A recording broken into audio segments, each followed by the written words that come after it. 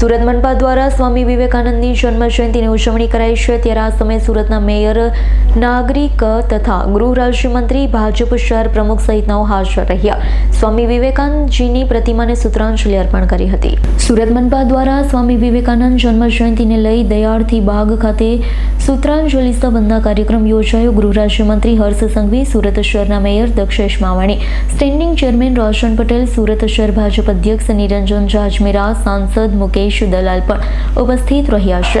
ગૃહ રાજ્યમંત્રી હર્ષ સંઘવીએ યુવાનોને યુવા દિવસની શુભકામના પાઠવી। ગૃહ રાજ્યમંત્રી હર્ષ સંઘવીએ યુવાનો માટે સંદેશ આપ્યો।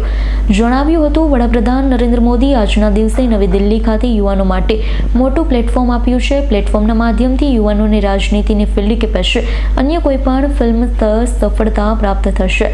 સ્વામી વિવેકાનંદજીના જીવનમાંથી અને તેમની અનેક વાતોમાંથી દેશના લાખો કરોડ યુવાનોએ જીવનમાં વિચાર્યું હોય તે મહેનતથી પ્રાપ્ત કર્યો છે।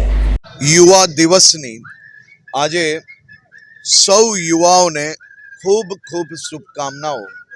આજે સ્વામી વિવેકાનંદજીની જન્મ જયંતિ નિમિત્તે દેશભરમાં આજનો દિવસ એ યુવા દિવસ તરીકે ઉજવાઈ રહ્યો છે અને આ યુવા દિવસના નિમિત્તે આજે ખાસ કરીને દિલ્હી ખાતે જે યુવાઓ માટે એક નવું પ્લેટફોર્મ દેશના લોકપ્રિય પ્રધાનમંત્રી આદરણીય શ્રી નરેન્દ્રભાઈ મોદીએ આપ્યું છે, તેના માધ્યમથી હજારો યુવાઓને રાજનીતિ હોય કે એમના જીવનમાં જે કોઈ ફિલ્ડ હોય એ ફિલ્ડમાં સફળતા પ્રાપ્ત કરવાનું પ્રોત્સાહન પૂરું પાડવા માટેનું એક ખૂબ જ મોટું સ્ટેજ પુરવાર થશે।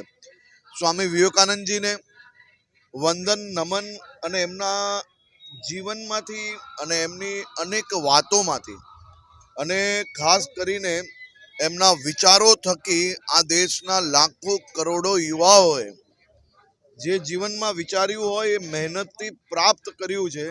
આજે સ્વામી વિવેકાનંદજીની જન્મ જયંતિ નિમિત્તે સુરત મહાનગર ભારતીય જનતા પાર્ટી ચૂંટાયેલા સૌ પ્રતિનિધિ, મહાનગરપાલિકાની ટીમ દ્વારા પૂજ્ય સ્વામી વિવેકાનંદજીની મૂર્તિ પર આજે ખાસ કરીને અહીંયા પ્રતિમા પર પૂજા વંદનાનો કાર્યક્રમ રાખેલો, ત્યાં હાજરી આપવાનો અવસર પ્રાપ્ત થયો। Bureau report, S9 news, Surat.